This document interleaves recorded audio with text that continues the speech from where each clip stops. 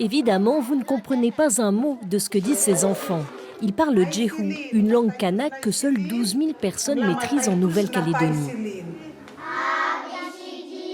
C'est à l'école publique qu'ils apprennent le b.a.-ba de cette langue. Il y a beaucoup de sons qui sont très difficiles, des sons même complexes.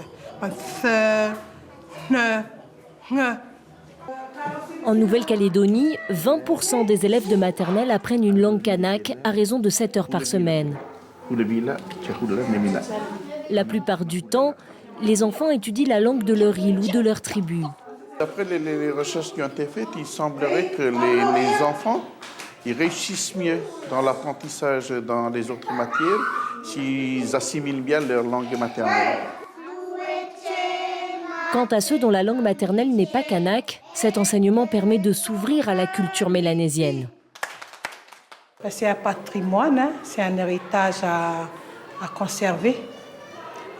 Je pense que si on ne l'apprend plus, on va le perdre.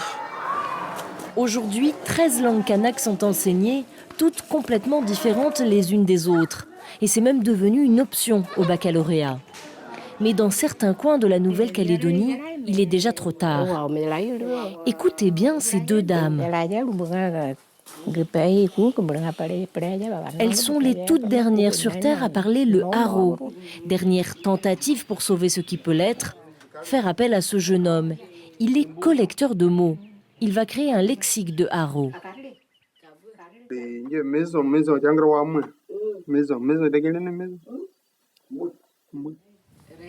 À côté d'elle, leurs frères, ils comprennent la langue mais n'arrivent pas à la parler. Le français a supplanté leur langue maternelle. Le poteau, mais on n'arrive pas à trouver le mot parce qu'on dit poteau. Vous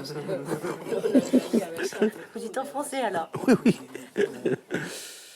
Retranscrire les langues kanak est particulièrement difficile car la plupart n'ont jamais été écrites. Certaines ont jusqu'à 24 voyelles et autant de consonnes. Pour les linguistes, ce sont de vrais trésors. Si je pars ou si je meurs, mais la langue, elle se meurt aussi avec moi. Parce qu'il y a juste moi qui parle. Peut-être s'il y a un dictionnaire, les enfants ils vont apprendre ça dans le dictionnaire. Selon l'UNESCO, sur les 28 langues kanak, 19 sont en voie de disparition. Pour le haro, il est sans doute trop tard. Alors dans la tribu de Nikliaï, on aime écouter les deux vieilles dames parler. Leurs mots sont des trésors.